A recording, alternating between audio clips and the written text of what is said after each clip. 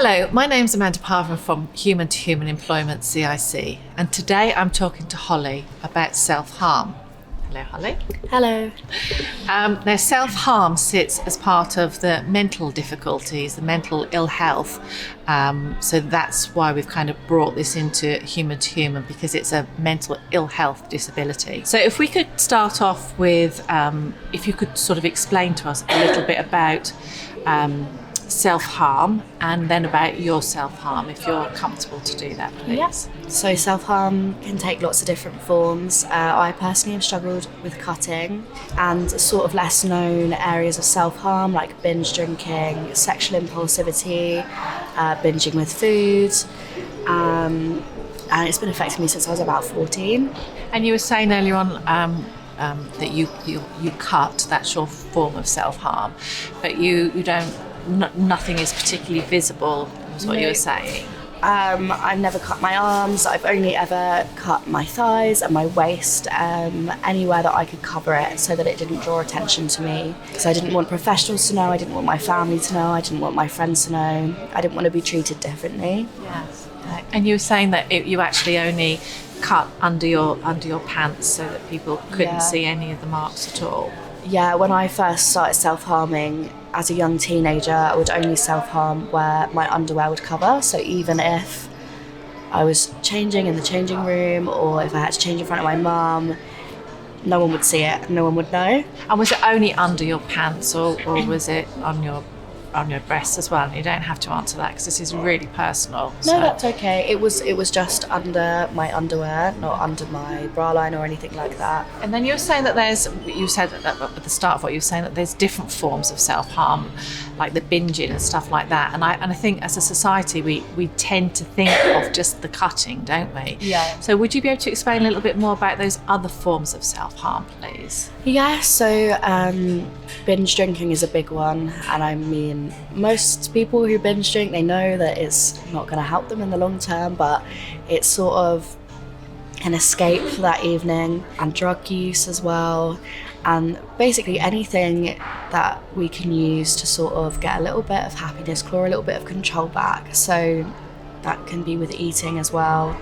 A lot of people self-harm by staying up half the night, and not allowing themselves to go to sleep, because that's the only time in the day that they have the ability to control completely what they're doing. Did you say at night time? Yeah, so they'll put off going to sleep because that's the only time in the day that they feel like they have full control over themselves and what they can do, and no one's telling them what to do. So they'll put off going to sleep, which means obviously the next day they'll feel a lot worse if they have to get up early. It takes lots of different forms, and that's just some of the ones that are sort of less known about in society, I think. And you were just saying, like, at night time, because I've not heard that before, that it's the only time when nobody's telling them what to do.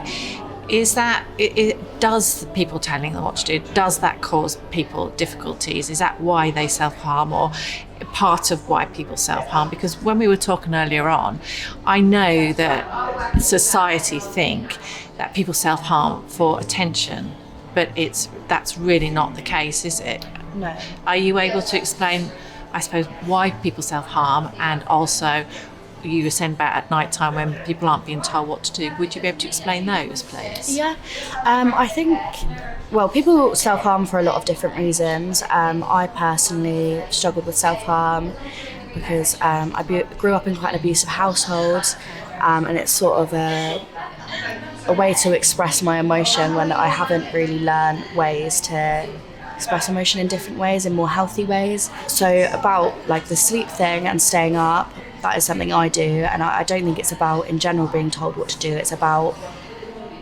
being told the right way to express your emotions. So having that alone time, that alone period, I like to draw it out as long as possible so I can release my emotions how I want to. I mean, I'm still waiting on therapy so that I can have more healthy and appropriate ways to express those emotions. But a lot of self-harm comes from not having those capabilities and not being taught how to express your emotions in a healthy environment, in a healthy way.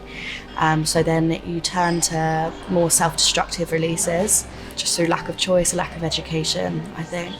And is that, so I've heard the term emotional regulation or dysregulation. Is that what that is then? That you're unable to manage your emotions, so you find another way to manage them? Is that what that Definitely. So I struggle with borderline personality disorder, and a big part of that is emotional dysregulation. I can't always recognize what emotion I'm feeling, and a lot of the time I feel numb. So when I have self-harmed in the past, it's either to release a strong emotion that I'm feeling that I can't identify, or to be able to feel something because the numbness has sort of taken over.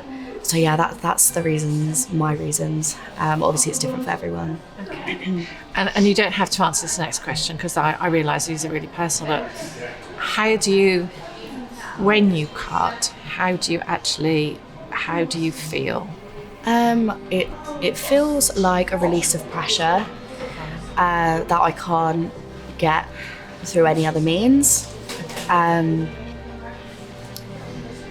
It's a really difficult one to explain. I mean, again, it's probably different for everyone, but it's about, for me, it's about having control. Perhaps then, how do you feel afterwards? Do you feel a release, a relief? Do you feel angry at yourself? How do you actually feel when you kind of look at what you've kind of gone through? How do you then feel? Do you feel better in that you feel relieved, but angry at yourself for what you've done? I don't know. I don't know. I think that when I was younger, I would get quite stressed and angry at myself for having done these things to myself.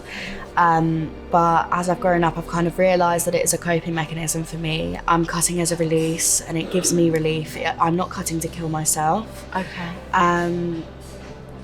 It gives me a relief for a certain period of time, and it's like the emotions build and build and build again, and then I will self-harm again, and then all of those emotions will be released.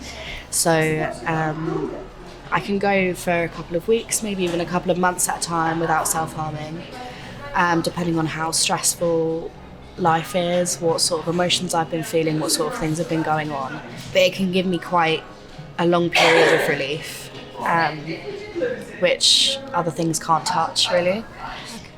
And then you were saying earlier on that there are other forms of self-harm, which, like the binge drinking. But you were saying that the self-harm in a way is more manageable because, if you go down one of those other routes. I think, were you saying something about sexual promiscuity as well? I think within sexual promiscuity as a form of self-harm, allowing other people to do what they want to my body. It's not that I don't want it or I don't enjoy it as such, but it's something that if I went out on a night out and I slept with someone, I'd feel quite dirty about it the next day. If it was someone that I didn't know that well, or that I slept with someone because I've been drinking quite heavily, and it's someone that I wouldn't have slept with had I been sober.